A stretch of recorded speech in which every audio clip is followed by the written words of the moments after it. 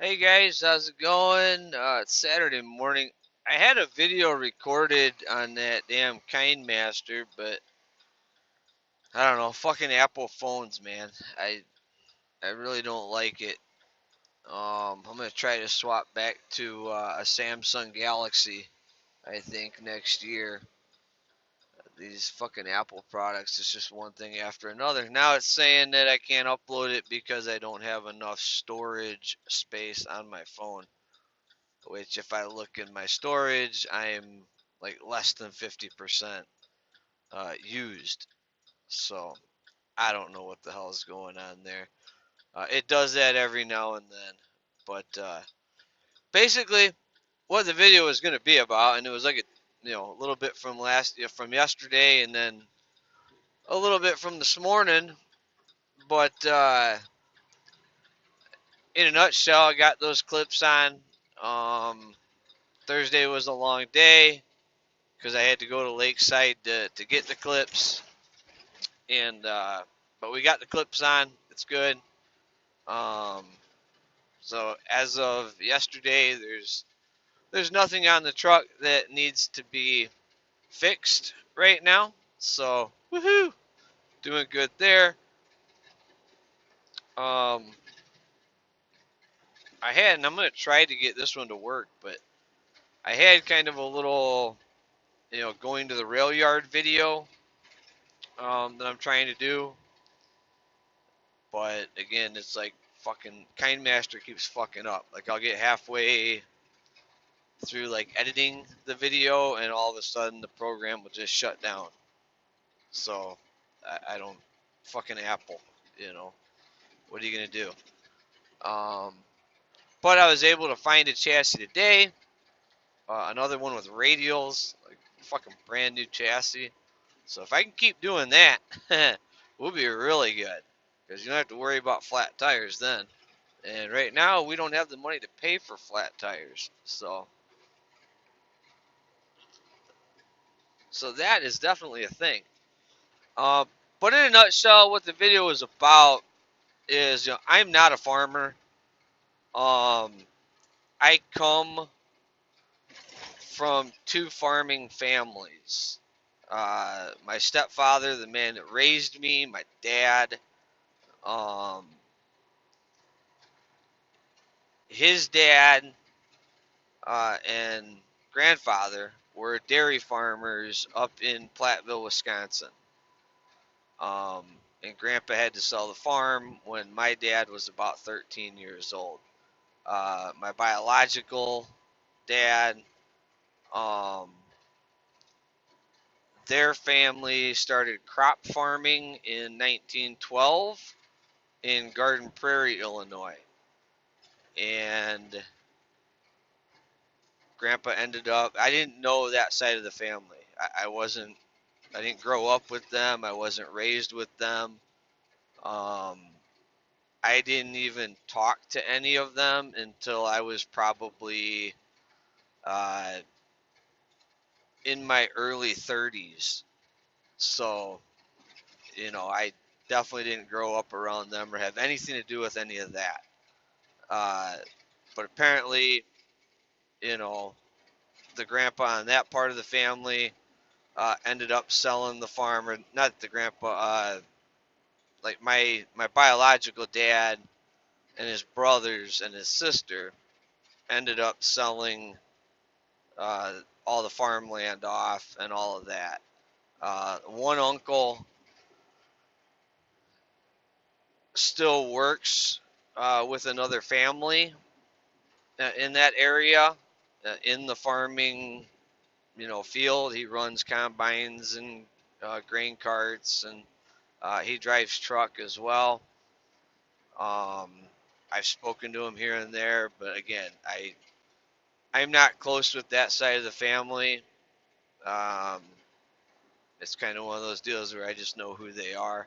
And the only reason I found out about all of that was because my older kids were getting ready to go into high school, and I had kind of known about that side of the family for a while, but I didn't know who like all of them were, or even how many of them were still in the area.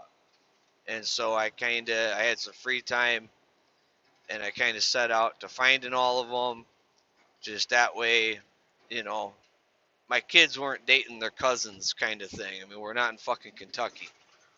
Uh, and come to find out, it kind of caused a shitstorm because apparently it was a whole family secret. Um, None of my other two half brothers uh, and my cousins, and even the aunts and uncles, none of them like even knew that I existed. My biological father was a pot smoking alcoholic, and decided it was best when my mother got pregnant to you know, not tell anybody. So his family didn't even know anything. So that was it was kind of a shitstorm, to tell you to put it lightly. It did not go over well, especially with his brothers and sisters. That's a hell of a secret to keep, I suppose. But I do work with, close with the farming community, and I talk to a lot of the farmers because all I haul is containerized grain. You know, so I mean, I fucking park my truck at the elevator. I only run for the elevator. And so what the video that I tried to put out was basically about was a couple of things. Um, I've went through a pretty rough patch the last couple of months, but to see these guys and what they're going through, there was a report that came out earlier in the spring. A lot of farms in northern Illinois and southern Wisconsin ended up filing bankruptcy because it was so wet. A lot of them couldn't get crops planted, and a lot of them planted and spent all of that money, um, and then the fields got washed out. So it was a total loss. And now we have kind of an early winter with snow on the ground and all of that. And so the guys that did get crops in the field, now they're struggling to get them out. And it's shitty yields already because they planted so late because of spring weather. Now they're struggling to get the crops out of the fields because of the snow. Um, and those guys only get paid once a year when they get the grain to market. And, so a lot of them are in a lot worse position. I can't imagine. It's hard enough doing what we do.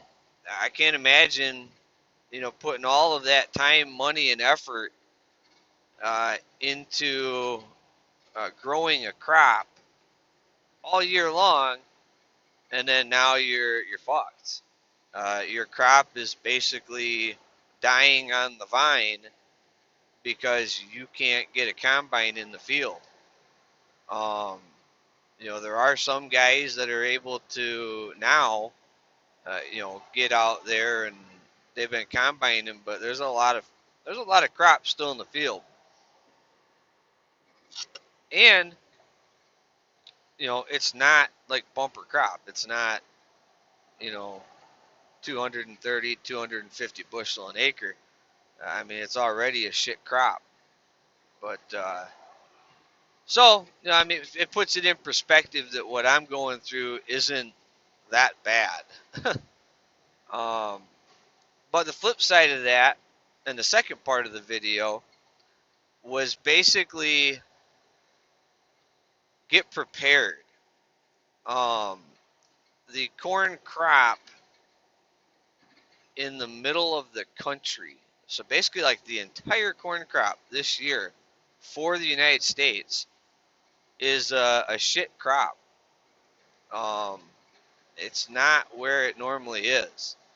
And we got lucky. The 4 county area that I live in, it was actually projected to have the highest yields in the country. We missed out on some of the rain that surrounded our area this spring. Um, now they're just struggling to get it out. So if it's bad in my area, I can't even imagine how it is in the rest of the country. Um, but sometimes you got to step back and look at the bigger picture. Corn is a huge commodity in the United States. Only about 1% of the corn grown actually goes to food. The other 99%, I would probably guess that the bulk of it goes to ethanol.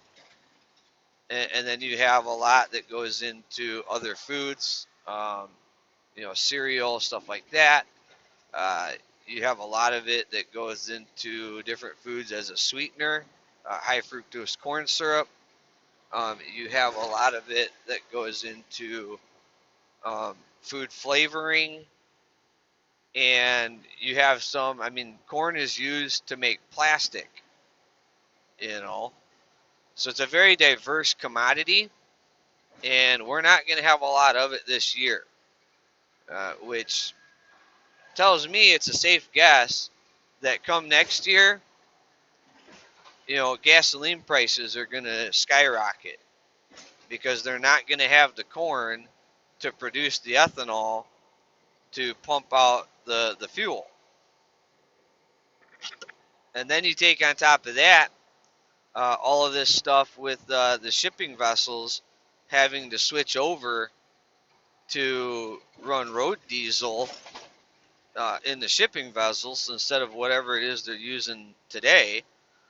Um, you know, that's going to have an effect on diesel prices. So fuel prices across the board, uh, I think it's a pretty safe guess that they're all going to go up next year, and probably significantly. You know, but that's also going to drag down. That corn market is such a huge. It affects so many jobs. Uh, you know, I mean, the ethanol plants probably aren't going to work as much because they don't have the corn to produce the ethanol. Um, that takes down the amount of dried distillery grains that are produced. Um, it has a very big ripple effect on the rest of the economy, and jobs, not just the farmer, or not just the guy buying the gasoline at the pump. So we're already looking at coming into a down market, and I think this is just going to be a pretty big catalyst to kind of jumpstart that. We've already seen a lot of trucking companies going out of business, and now up in our neck of the woods, we got the news on Monday that Dean Foods, the second largest milk producer in the country, is going out of business, or is filed bankruptcy. Now nobody knows. Are they just restructuring debt, or are they closing the doors? Nobody knows. Uh, again, I can't imagine what those farmers and what those employees uh, uh, have went through this last week, because I don't think anybody knows. I don't think Dean's, from what I've heard, Dean Foods isn't really putting out any information on exactly what's going on. But that's huge. Um, Now I know that's kind of more of a microcosm because it'll affect my area pretty heavily. And that's a lot of jobs. I mean, up where I'm at, every other town you go to has a Dean Foods plant in it. And Dean Foods owns, Dannon Yogurt and Baskin Robbins and, um, several other companies. So, depending on how that plays out, that could be a big hit to our local economy. Um, but if they're the second largest milk producer in the country, where does that leave all the other milk producers? That I can't imagine the guys behind them are doing too well right now if they're having to file bankruptcy. So, you know, basically the video is about getting prepared. If you're at a job where you're doing good and you're in a position where you're able to squirrel away money and you got some job security and all of that, I would probably look at staying there for the next couple of years. If you're at a job where you're already struggling today, you might want to start looking for that gig that you can weather a storm through. You know, I don't know if it's going to be like 2008 all over again. I'm a little more optimistic than that, but I mean, the way things are going, it definitely has the potential. Unfortunately, our government these days is all they're good for is getting to the next election cycle. So on one hand, right now, you have the Democrats trying to tank the economy because that helps them in the next election, and you have the Republicans trying to prop up the economy because a good economy going into November 2020 helps them. You know, Either way, I think once we get to the next presidential election, once we get to December 2020, the economy is going to tank. Uh, you know, that helps both parties. Uh, Whichever one wins in 2020, they're better off if they let the economy tank in December of 2020 because it'll go down for about 2 to 3 years, and then we'll start coming out of it just in time for the next presidential election. And so then they can go on the TV and tell everybody how great they are, that they were able to, magically turn the economy around. So, you know, I guess the whole point is to sometimes you got to take a step back and you got to look at the world around you. Everything is interlinked.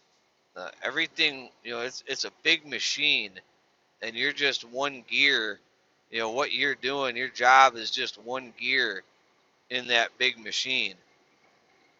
Well, if 4 or 5 other gears are starting to go bad, that's going to affect you at some point. If the machine goes to shit, it don't matter how good or bad your gear is. The whole machine went to shit. So you get what I'm saying. You got to step back and you got to look. And I think right now is the time that guys need to start transitioning into more of that survival mode. Get yourself into a position where you can weather a good storm. Um, I'm in the position I'm in. I'm just going to try to put down as many loads as I can and hope the weather holds out. Hope that we, pray to God that we only get snow on Friday night and the roads are good by Monday morning. Um, that's all I can do. That and try to shave costs here and there and bank as much money as I possibly can before I end up going back to the apparel store. Because there's going to be some tough times ahead. This isn't a chicken little, the sky is falling video, but it is kind of a reality check that if you're not prepared, you need to look at starting to get prepared. But I think that's going to do it for this one. I don't even know if this video will upload, but I'll give it a shot and hopefully it'll get out there. I'll try to get that other video put together. Maybe if I'm at home and on the Wi-Fi, it'll work better. But at any rate, hope you guys have a great weekend. If you're catching this Monday, I hope you had a great weekend. And we will talk to you later. Like, subscribe, do all that good crap. I would lie to you and tell you it doesn't help me, but in reality, it helps the channel. So talk at you later.